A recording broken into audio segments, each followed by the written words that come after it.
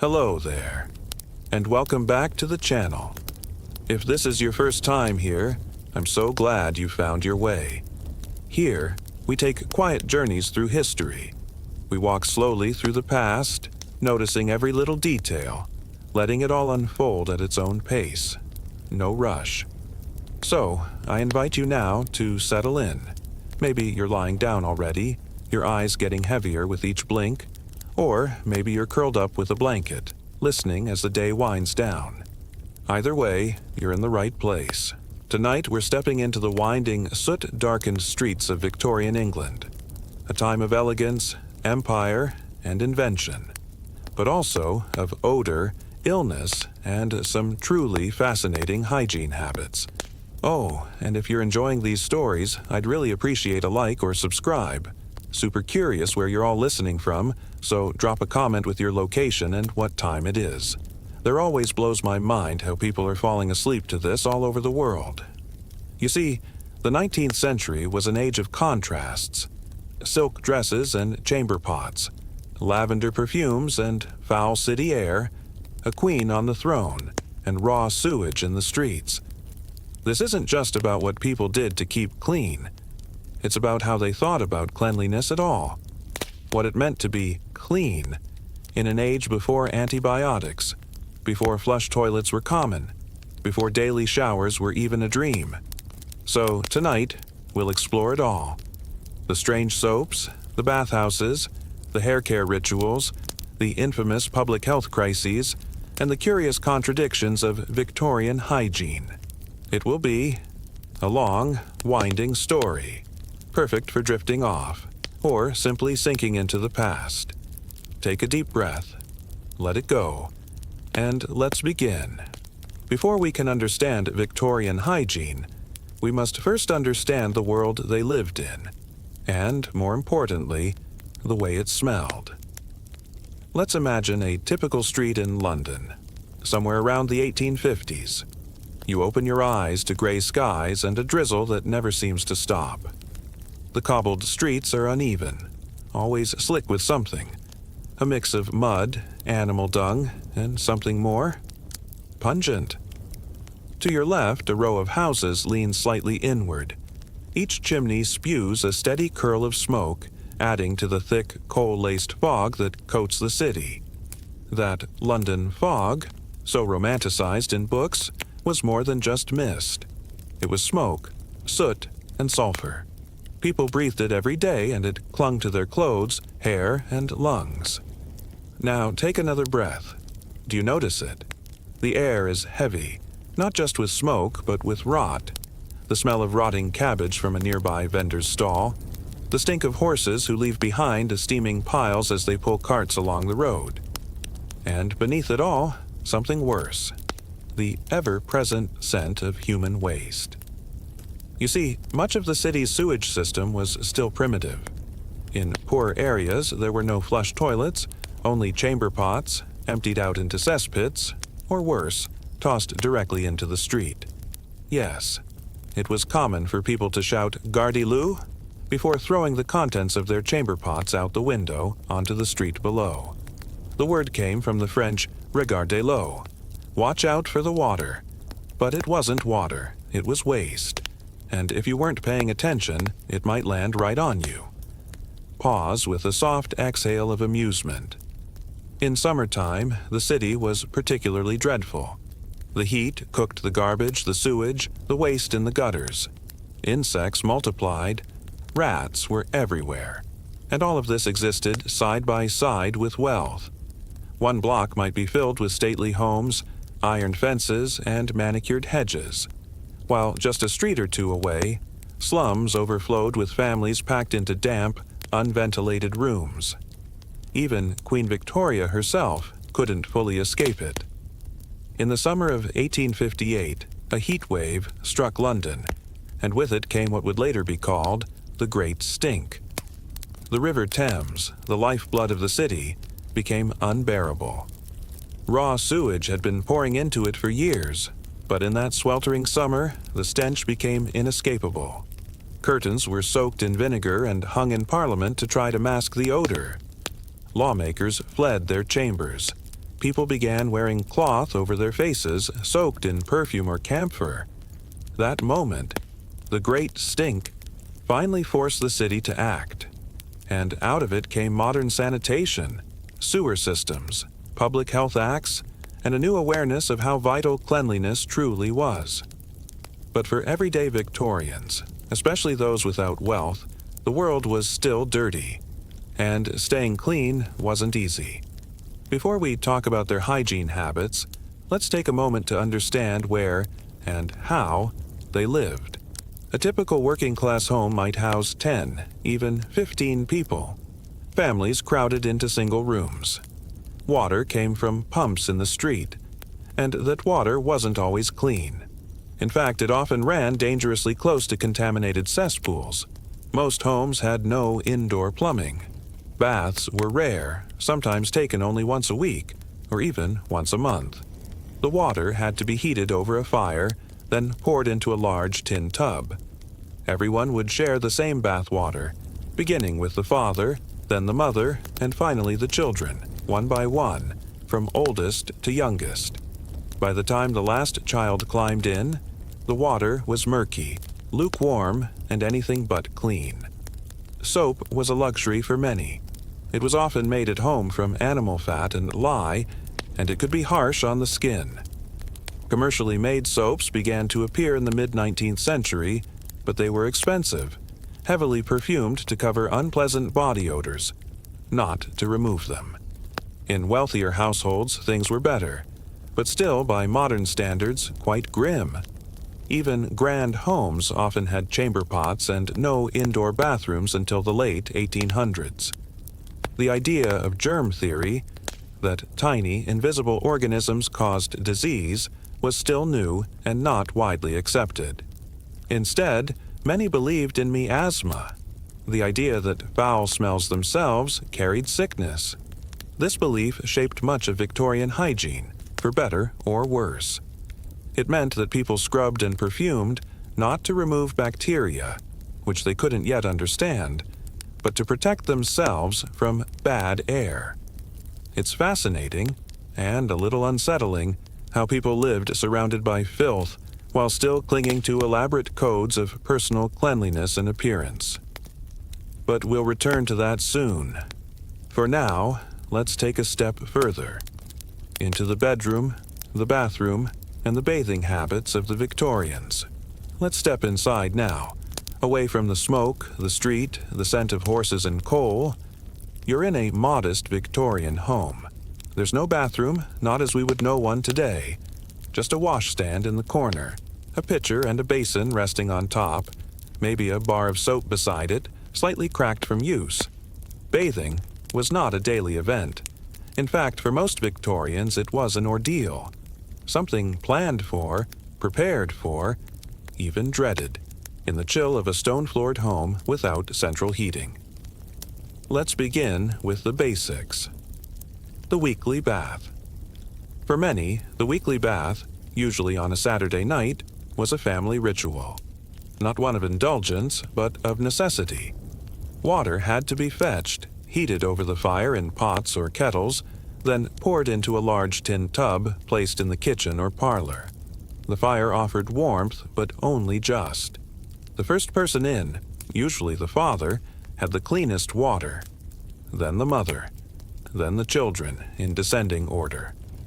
By the time the youngest clambered into the tub, the water was often gray, cooled, and filled with flecks of soot, soap, and whatever dirt had come off the others before them. The phrase, "don't throw the baby out with the bathwater," isn't just a quaint saying.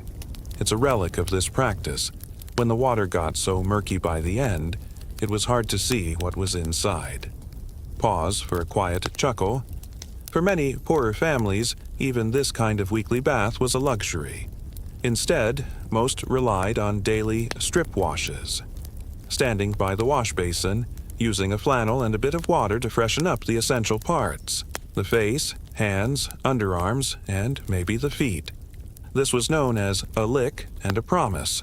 It wasn't glamorous, but it was what most people could manage. Public bathhouses.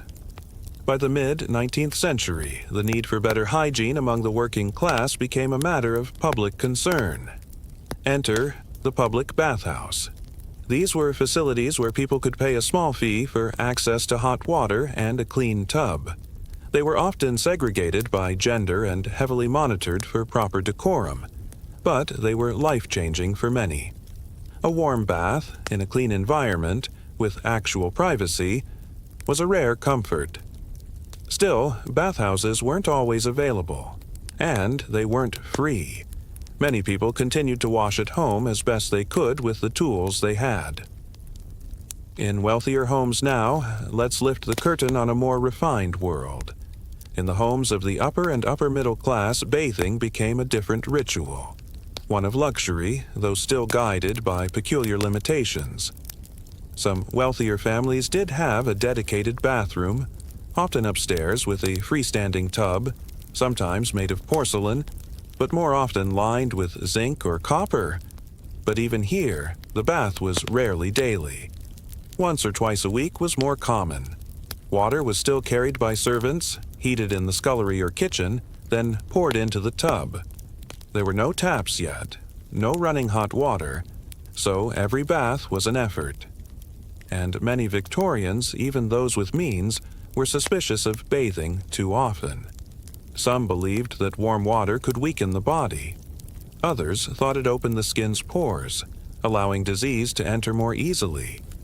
Doctors even warned against frequent bathing, especially for women, children, and the elderly. So it wasn't uncommon for someone to go weeks between full-body baths, and instead rely on sponge baths and perfumes to stay presentable. Soap and scents. Soap, too, tells a story. The earliest soaps of the Victorian period were harsh, often homemade, made from animal fats and lye. They burned the eyes and stung the skin. But as the century progressed, commercial soap production improved dramatically. By the 1850s, brands like Pears soap emerged, promising purity and refinement. Their advertisements often featured white skin, smooth hands, and upper-class ideals of beauty and cleanliness. But even with better soap, the goal wasn't always cleanliness in the modern sense. It was often about fragrance, masking unpleasant body odors rather than preventing them. Lavender, rosewater, patchouli, and sandalwood were common scents. So were more medicinal notes, like carbolic acid and tar, used in soaps meant to ward off disease. And for those who couldn't afford soap at all, water alone and a good rub with a coarse flannel had to do. Bathing etiquette and modesty. Bathing, of course, had to follow the era's strict codes of modesty. Nudity, even in private, was considered risky, even shameful. Ladies often bathed in special gowns that clung wetly to the body but preserved a sense of decency. Even married couples might never see one another bathe. Servants were sometimes expected to assist their employers in bathing, but always with eyes averted, hands polite, voices low. It was a deeply private act. Necessary, yes, but not something to be discussed openly. Cold water and moral strength. Interestingly, many Victorians believed in the benefits of cold water bathing. Not for cleanliness, but for discipline. Cold baths were seen as invigorating. They were believed to toughen the character, especially for boys and young men. Boarding schools often required students to plunge into icy basins each morning, even in winter. It was thought to strengthen the will, to sharpen the senses, to cleanse not just the body, but the soul. There was a kind of morality tied to discomfort, a belief that suffering in small ways built virtue. And so, while warmth was available, it was sometimes deliberately avoided. Strange, isn't it? Today, we take showers without a second thought. Hot water at the turn of a knob, scented body washes, steam-filled mirrors, thick towels waiting nearby. But for the Victorians, bathing was a rare occasion. a chore, a ritual, a test of endurance, sometimes even a spiritual act. Their ideas of hygiene may feel distant to us now, but when you look closely, they were doing the best they could, with the knowledge, the tools, and the fears of their time. Next, we'll move from the tub to the head and explore how Victorians cared for their hair, because even when baths were rare, hair washing was rarer still. Let's begin. Now, let's move a little higher, to the head, and all the worries that came with it. Victorian hair care is one of the most misunderstood aspects of hygiene in the 19th century. And yet, it was central, not only to one's appearance but to one's identity, morality, and even social class. Hair, after all, was more than hair. It was pride, femininity, discipline, even virtue. So let's begin at the root. How often did Victorians wash their hair? By modern standards, the answer might shock you. Victorians, even wealthy ones, washed their hair infrequently. Every 2 to 4 weeks was considered normal. Some went longer, and for many, it wasn't because they didn't care. It was because hair washing was a chore. There were no shampoos as we know them. Hair was washed with soaps, harsh, alkaline, and not intended for the scalp. These soaps often left hair dry, tangled, or coated in residue. To wash one's hair meant heating water, leaning over a basin, and trying, awkwardly, to rinse without soaking your clothing or flooding the floor. There were no handheld showers, no conditioners, no blow dryers. For women especially, whose hair might be long, thick, and pinned into elaborate styles, washing was simply too time-consuming to do often. So, what did they do in between? They brushed, meticulously. The ritual of brushing. A proper Victorian woman might brush her hair 100 strokes a night. Not for glamour, but for health. Brushing distributed the natural oils from scalp to tip, keeping the hair shiny and conditioned. It also helped remove dust, dandruff, and lice, though more on that shortly. Hairbrushes themselves were often luxurious objects, made with boar bristles, carved ivory, silver handles, or engraved initials. To brush one's hair was a moment of quiet, often done before bed, sometimes by candlelight with long, deliberate movements. It was soothing, intimate, even meditative. Some women kept lockets or rings made with strands of their own hair, or the hair of loved ones, often woven into delicate braids. Hair was personal, sacred, but it was also political. Hair and morality. A woman's hair was believed to reflect her virtue. Long, clean, well-kept hair was a sign of purity, modesty, and discipline. Hair let loose was suggestive, sensual, even scandalous. That's why proper Victorian women rarely let their hair down in public. It was always styled, braided, pinned, wrapped, or hidden beneath a bonnet or hat. To see a woman's unbound hair was intimate, private, something reserved for the bedroom or the bath. Even within the home, a respectable lady might never be seen by her servants with her hair down. Men, too, had rules. Short hair was expected. It showed restraint, neatness, cleanliness, and it was easier to manage.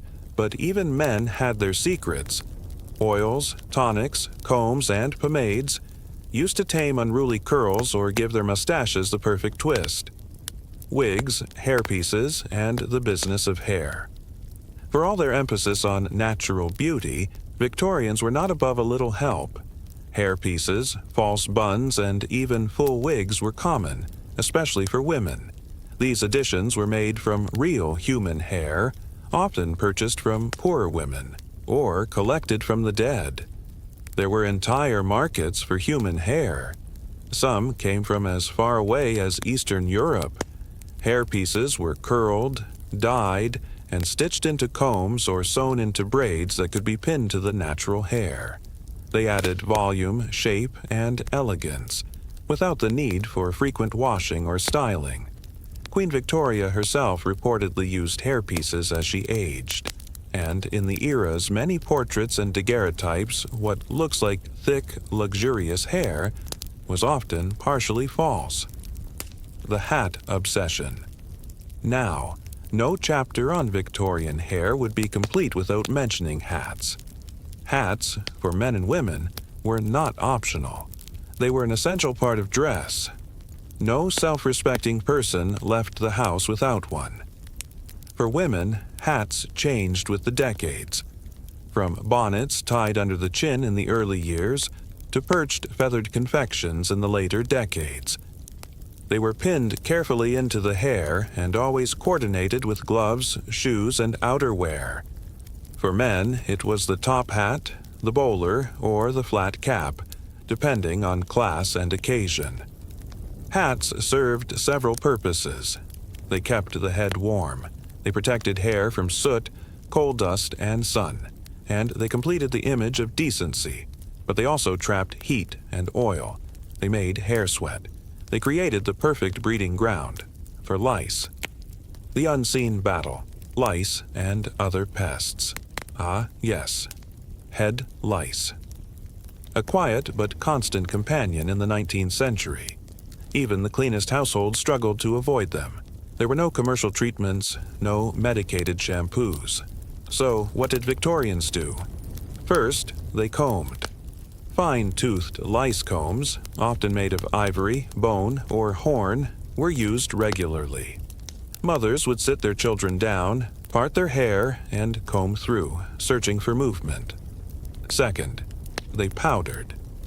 Lice powders containing everything from tobacco to quicklime were sprinkled into the scalp. These were effective, but also caustic and often harmful to the skin. Third, they cut. In severe cases, hair was simply shorn off, particularly for boys, or for those in workhouses, hospitals, and orphanages. In fact, many institutions kept hair short for this very reason. It was easier to keep lice away. And, of course, many people simply lived with it. Lice, like fleas, were a nuisance, but a common one. They were part of life. Hair loss and cures. Hair loss, especially for men, was another quiet concern. Dozens of cures were sold in apothecaries, tonics, elixirs, scalp stimulants, and ointments promising to restore youthful thickness.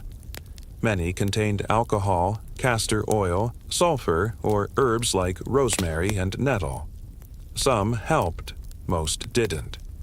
But the dream of keeping one's hair, like the dream of keeping it clean, was strong, and so people tried, and brushed, and oiled, and pinned.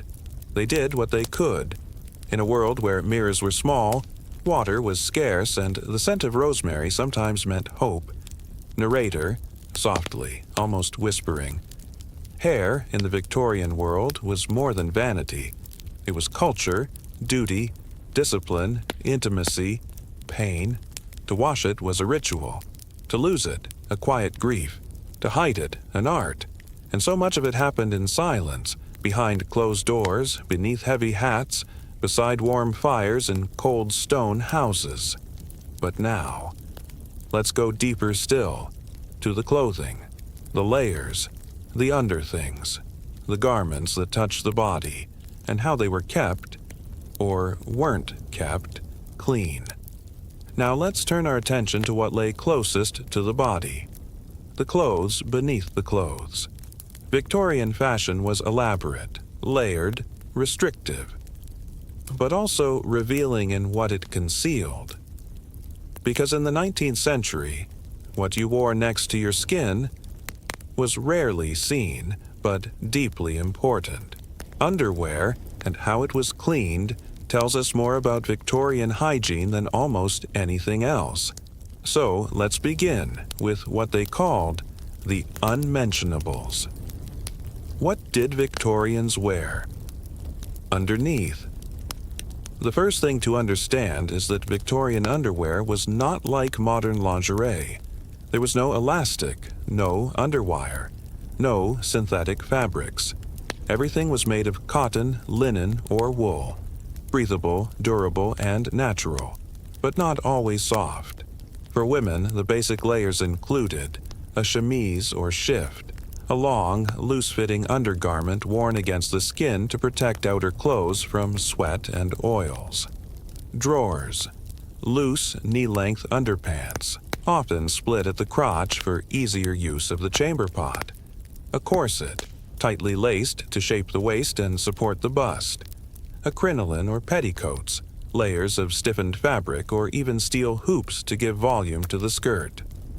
And over all that, the dress itself. For men, the basics were simpler. A linen shirt, which doubled as both outerwear and underwear since it was the only part of the outfit regularly washed. Drawers, similar to today's long underwear, tied at the waist. Wool trousers, a vest, and sometimes a detachable collar and cuffs. It sounds like a lot, and it was. But there was logic behind the layers. Since outer garments were expensive and hard to wash, the underlayers served to absorb sweat and body oils. They were the barrier between the skin and everything else, and those were the layers that got laundered.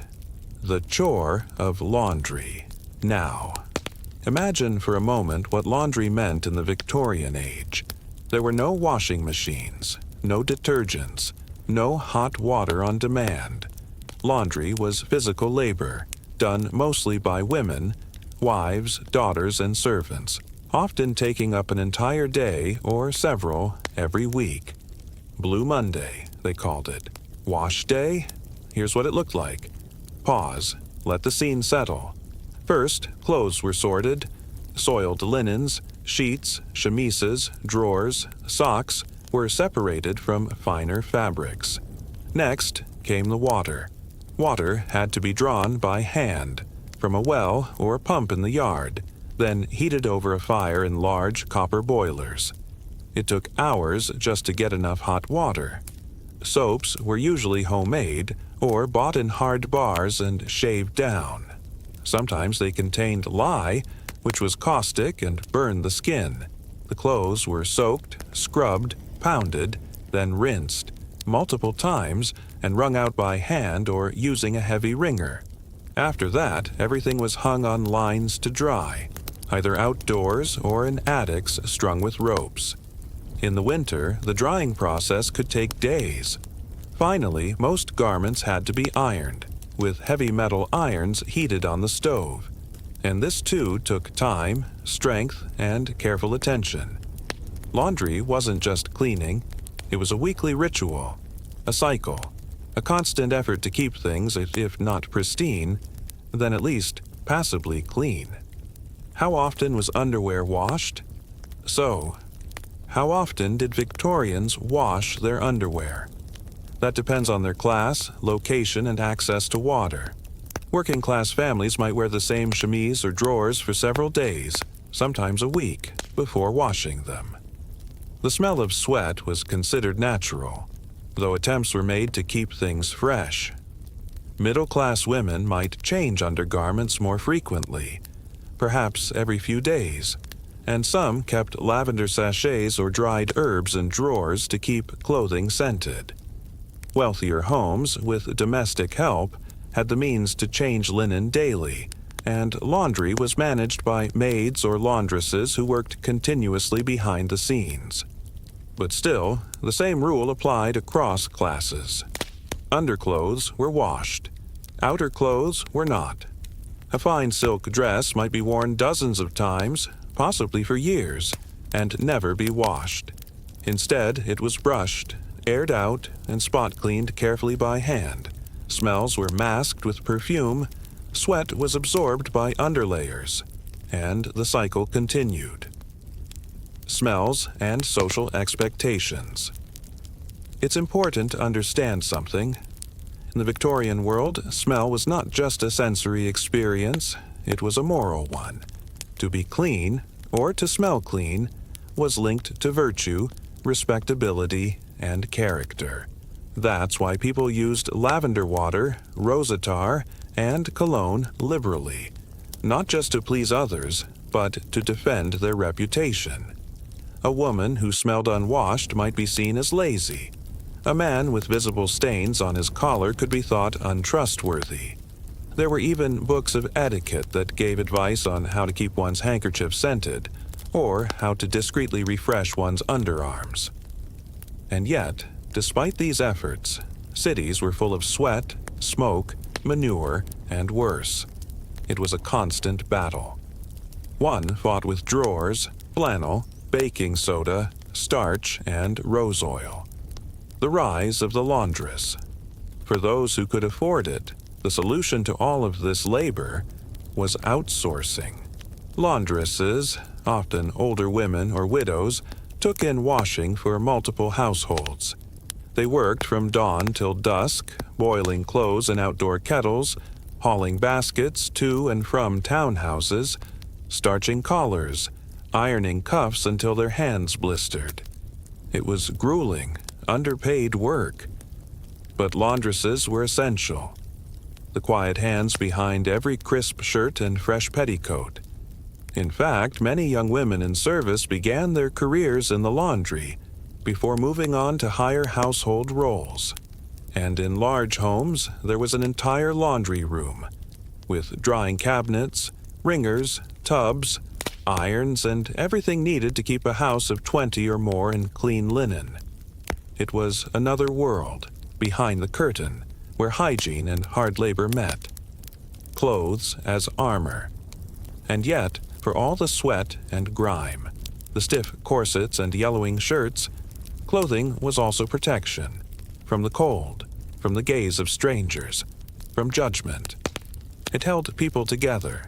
A clean chemise made one feel fresh. A brushed black coat gave a sense of order. A whitened collar whispered discipline. And sometimes that was enough.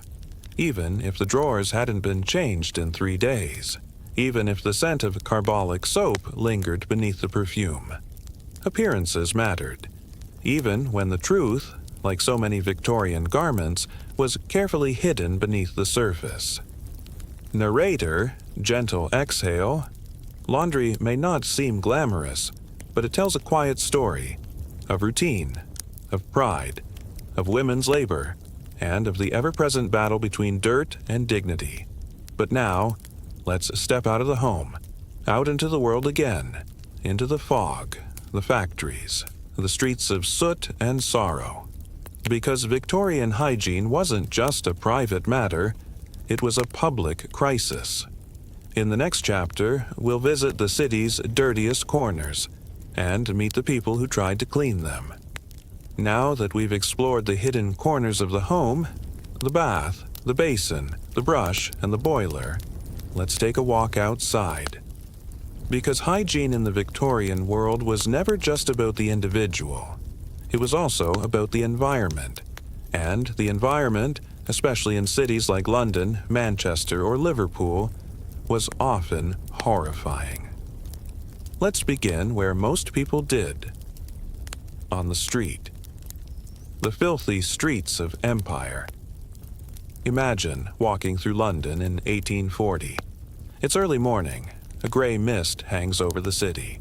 The cobblestones underfoot are slick with rain and something else. You sidestep a heap of horse manure, then a pile of ashes, then something you'd rather not describe. A child darts past you barefoot, feet blackened, trousers torn, shirt open to the chest. He vanishes into an alley where the smell of damp rot thickens. The gutters beside the road are clogged, not just with rainwater, but with refuse. Fish bones, broken crockery, old vegetables, dead rats, bits of coal and cinders, sometimes human waste. Because in many places there were no toilets, just chamber pots, emptied into back alleys, cesspools, or more often than not, the street itself. If you were lucky, the local night soil men would come by and empty the cesspits, at night with long-handled shovels and wheelbarrows, but in the poorest neighborhoods no one came. and the filth rose. The smell of the city. It's hard to describe the smell of a Victorian city because it wasn't just bad, it was constant. There was no escape. The scent of unwashed bodies mixed with rotting food, manure, sewage, smoke, tanneries, glue factories, slaughterhouses, it seeped into every pore, every garment, every lung. Victorians had a name for it, miasma. They believed this foul-smelling air could cause disease, and in a way, they weren't wrong. Though it wasn't the smell itself, it was what caused the smell. Bacteria, waste, decay, but they didn't know that yet. So they burned incense, sprinkled carbolic acid, poured perfume into their handkerchiefs and pressed them to their faces. And they suffered. Cholera and the crisis of sanitation. In the early decades of the 1800s, waves of cholera swept through England, again and again. The disease moved fast. A person might be healthy in the morning and dead by nightfall. It caused violent vomiting, diarrhea, dehydration, and it spread quietly and quickly through contaminated water. But no one knew that at first. Doctors blamed miasma, the foul-smelling air of slums and sewers, and so people tried to avoid bad smells, but continued drinking water from the same pump that stood just feet from a leaking cesspool. It wasn't until 1854 when a London physician named Dr. John Snow made a groundbreaking discovery. He traced an outbreak of cholera to a single water pump on Broad Street. By removing the handle of the pump, preventing people from drawing water, he stopped the outbreak in its tracks. It was one of the earliest victories for what we now call germ theory. But at the time, not everyone believed him. It would take the Great Stink to make real change. The Great Stink of 1858. It was a summer like no other. The River Thames, already thick with waste, began to boil and reek in the heat. Londoners fled the riverbanks. Lawmakers soaked curtains in vinegar and covered their faces with cloth. The smell was so powerful it shut down Parliament. And at last, after years of reports, warnings, and suffering, the government acted. Enter Joseph Bazalgette, the man who saved London. Bazalgette was a civil engineer, calm, brilliant, methodical. He designed one of the most ambitious public health projects in history, a modern sewer system stretching for miles beneath London. Using massive brick tunnels, gravity, and pumps, he redirected waste away from the Thames and toward treatment facilities downstream. It was costly, controversial, massive. But it worked, and it saved lives, perhaps millions over the decades that followed. Bazalgette, though not a household name, changed the face and the smell of London forever. And his design was so forward-thinking, it still serves parts of the city today. Street cleaning, sweeps, and the first Public Health Act's Bazalgette wasn't alone. Across Britain, a growing awareness of sanitation led to new laws, new jobs, and new routines. Street sweepers became a common sight, clearing dung, mud, and rubbish each morning with wide brooms and carts. Scavengers employed by the city removed dead animals and refuse. Public lavatories began to appear in parks and railway stations, with attendants to keep them clean and respectable. In 1848, the first Public Health Act was passed, encouraging cities to create boards of health and appoint inspectors to manage waste, water, and disease. Later, sanitary inspectors were given the right to enter homes, investigate plumbing, and fine landlords for poor conditions. For the first time, cleanliness became a civic duty, not just a private one. The poor and the smell of class. Still, the burden of filth fell hardest on the poor. Working-class neighborhoods were crowded, damp, and underserved. Children played in streets filled with refuse. Families of 10 or more shared a single room and a single outside privy, and yet they were judged for it. The upper classes associated cleanliness with morality, and dirt with laziness, sin, or disorder. But it wasn't laziness, it was poverty. It was systems, broken, indifferent, overwhelmed. And as the 19th century rolled on, reformers began to push back. Social campaigners like Octavia Hill and Charles Booth exposed the reality of slum life and fought to bring better housing, cleaner streets, and safer water to those most in need. Bit by bit, the tide began to turn. Public baths and wash houses. As part of the reform movement, public bathhouses and wash houses were built in cities across England. These weren't luxurious spas. They were practical, affordable facilities, places where workers could bathe in hot water and women could wash clothes in proper basins. For many families, it was their first access to hygiene beyond the wash basin and the tin tub. They became lifelines and symbols of dignity, because to be clean, in a world that punished you for being poor, was a quiet form of resistance. Narrator, soft pause. The Victorian street was a battlefield, between wealth and waste, between silence and reform, between the old belief in miasma and the growing truth of microbes and modern medicine.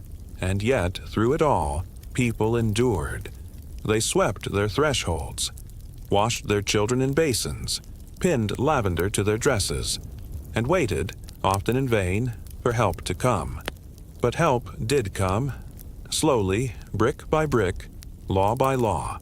And so, with every flush, every drain, every sweep of the broom, the modern city was born. But now, let's turn inward again, to one of the most curious and private corners of Victorian hygiene. The reality of relief. In the 19th century, what we now consider basic sanitation, the flush toilet, running water, indoor plumbing, was a privilege. For much of the population, toileting was anything but private, clean, or convenient. Let's begin with the most common option of all, the chamber pot. The chamber pot. The chamber pot, a small ceramic or metal bowl, was kept beneath the bed, inside a cabinet, or behind a curtain. It was used late at night, in the early morning, or in cold weather when walking outside to a privy was unpleasant or dangerous. Everyone used it, men, women, children, sometimes behind a screen, sometimes not at all. In grand homes, there were more elegant versions, porcelain pots, often hand-painted, kept inside a commode chair, a padded seat with a hidden opening beneath. In poor homes, it was just a bowl, maybe dented, often shared, and in the morning, someone had to empty it. If you were wealthy, a maid, often called a housemaid or chambermaid, would carry it to the scullery or privy, trying not to spill a drop as she walked. If you were poor, you might empty it yourself, into a shared backyard cesspit, or worse, into the street. This was often done with a quick shout, "Gardez-le!" a warning borrowed from the French "Regardez-l'eau," watch out for the water. Of course, it wasn't water at all, the outdoor privy. For those with a bit more space, in villages, in backyards, behind factories, there was the privy, a small outhouse, often nothing more than a wooden box with a seat over a deep pit. Some were surprisingly well constructed, with ventilation, lime for odor control, and even decorative touches. Most were not. They were dark, cold. Flies buzzed, rats skittered, spiders clung to the beams. You might carry a candle inside, or go during daylight only. They smelled, always, and they filled, quickly. When the pit was full, someone had to empty it. That job fell to the night soil men. the night soilmen. These were some of the most essential and reviled workers in Victorian cities. They came in the dark, carrying buckets, carts, shovels. They descended into cesspits, shoveling human waste by hand into barrels, then carting it out of the city to be dumped, buried, or sometimes sold as fertilizer. The smell clung to them. So did the social stigma. They were paid little, and they were invisible, except when people complained. But without them, the city would have drowned in its own waste. Literally, the rise of the water closet. And then, things began to change. In wealthier homes, especially in cities like London and Bath, a new invention began to appear: the water closet, or WC, what we now call the flush toilet. It wasn't truly new. Versions had existed since the 16th century, but it wasn't until the 19th century that they began to enter everyday life. At first, they were novelties, expensive, finicky. Some required servants to operate levers and pour water. Others were built with elaborate cisterns, copper fittings, or even mahogany seats. But the idea was simple. Waste would fall into a bowl and be washed away by water. No smell, no emptying, no chamber pot. In theory. In practice, there were problems. Early plumbing problems. Victorian homes weren't built with plumbing in mind. Pipes were narrow. Drains were badly sealed. Some toilets vented directly into living spaces, allowing gases, and sometimes sewage, to seep back in.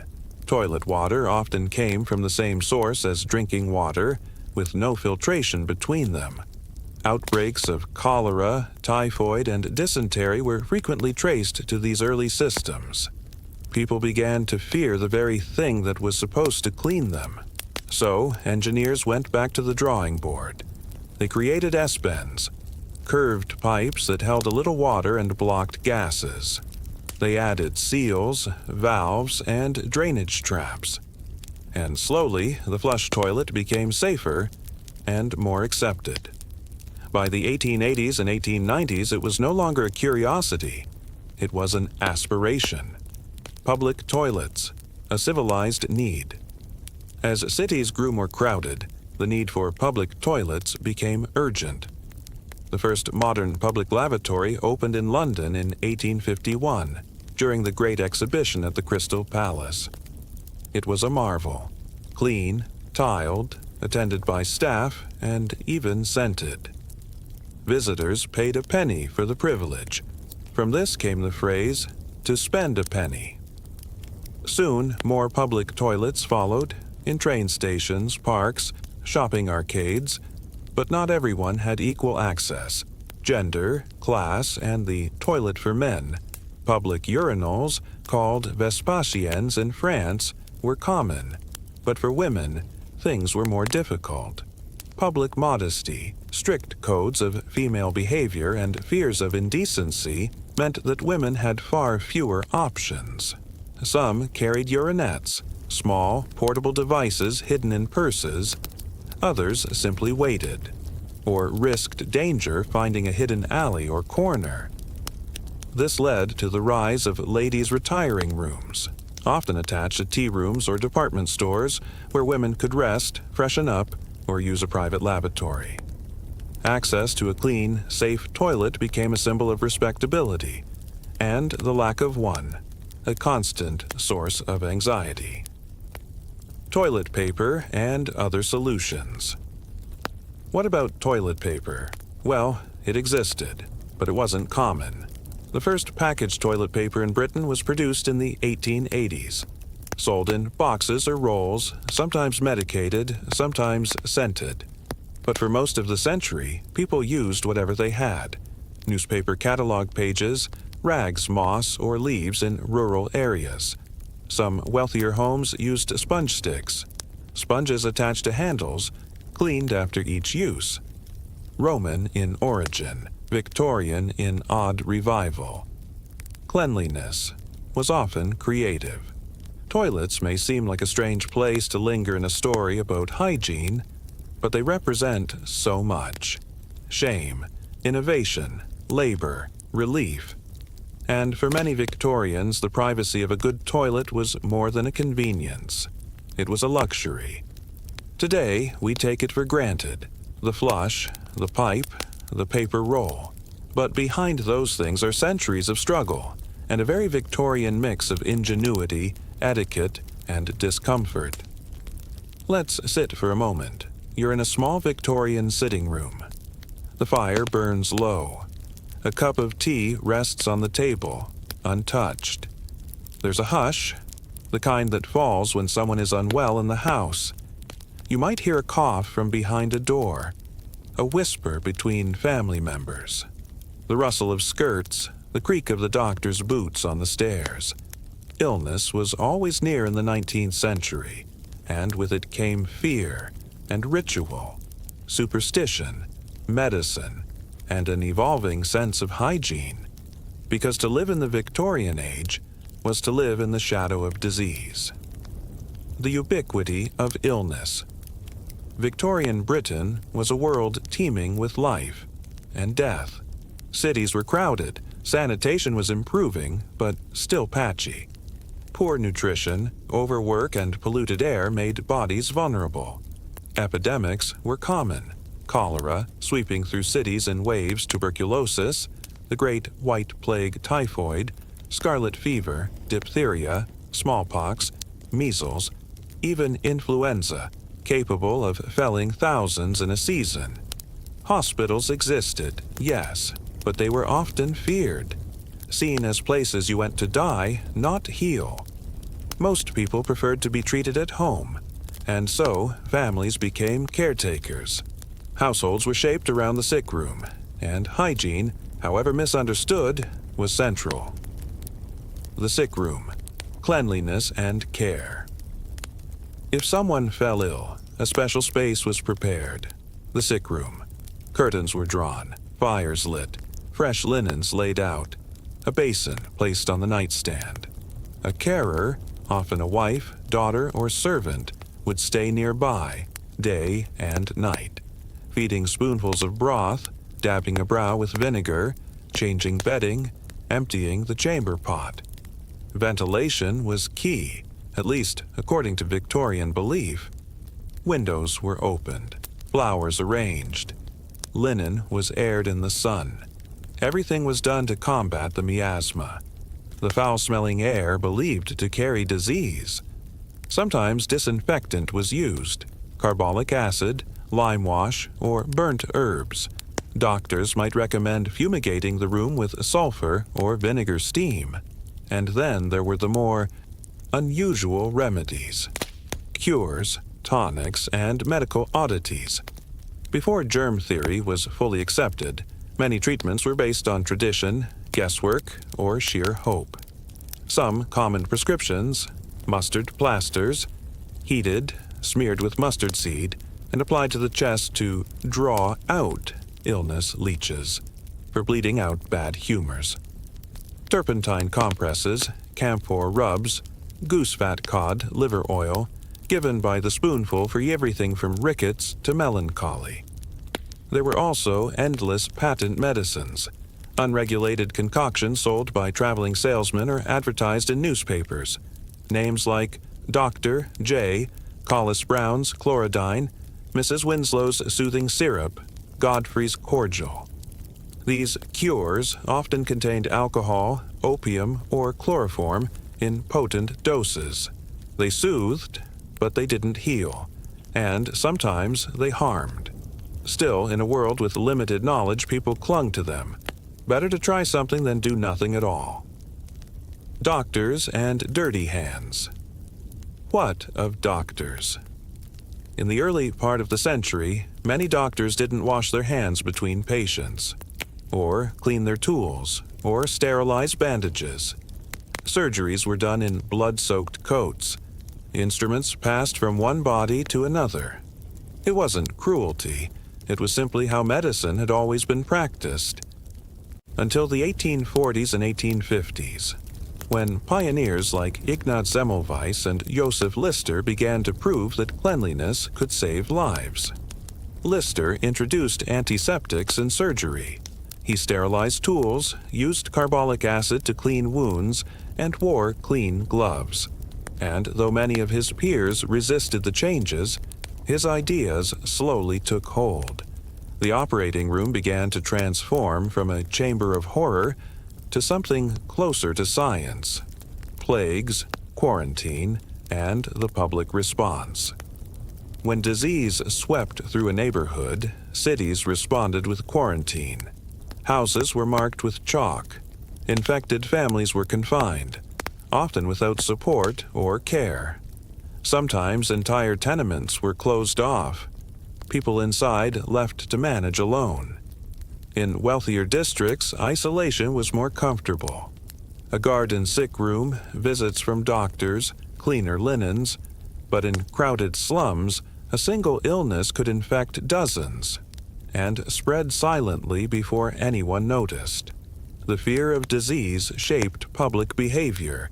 People avoided crowds, wore charms or amulets, burned vinegar, camphor, or incense, cleaned obsessively, though not always effectively. Every cough was a warning. Every fever, a possible sentence. Spiritual hygiene and the moral body. The Victorians also saw a connection between cleanliness and morality. The body wasn't just a vessel. It was a symbol of the soul. To keep oneself clean, in dress, in language, in thought, was a form of virtue. To be sickly or dirty, especially among the poor, was sometimes seen as a moral failing. Religious reformers, preachers, and educators urged people to clean not just their homes, but their hearts. Hygiene became a spiritual duty. Soap was salvation. Health, a kind of grace. The changing face of hygiene. By the late 1800s, things began to shift. Germ theory, the idea that invisible organisms cause disease, gained traction. Pasteur, Koch, and others demonstrated bacteria under the microscope. Cleanliness was no longer just a social expectation. It became scientific necessity. Hospitals were modernized. Midwives and nurses were trained in antiseptic methods. Homes began to include proper drainage, separate sick rooms, and even sinks with piped water. Public health campaigns promoted hand washing, fresh air, and vaccination. And slowly the tide began to turn. Diseases still came. But people now had weapons to fight them. Soap, water, quarantine, knowledge. Narrator, gentle pause. The story of illness in the Victorian world is not just about suffering. It's about transformation, from superstition to science, from vinegar steam to sterile gauze, from fearful whispers to clinical precision. It reminds us that progress is rarely sudden. It comes in fits and starts, led by doctors, yes, but also by mothers, nurses, maids, and reformers who simply wanted to save a life. And so, the sick room door closes. The lamp is dimmed, and the sounds of careful footsteps fade down the hallway. The struggle against illness in the Victorian age was not just a battle of medicine. It was a ritual of hope, of care, often unspoken, of hands held, brows cooled, letters written to faraway family. It was imperfect, sometimes harsh, often tragically late, but it was full of love. In every poultice applied, in every tonic brewed, in every prayer whispered beside a flickering candle, there was the quiet, stubborn belief that tomorrow might be better, that sickness would pass, that healing would come, that life, fragile as it was worth protecting. We leave the 19th century sick room with more than sorrow. We carry with us a deep respect for those who cared in the dark, for those who endured without answers, and for a world learning, slowly, how to be clean.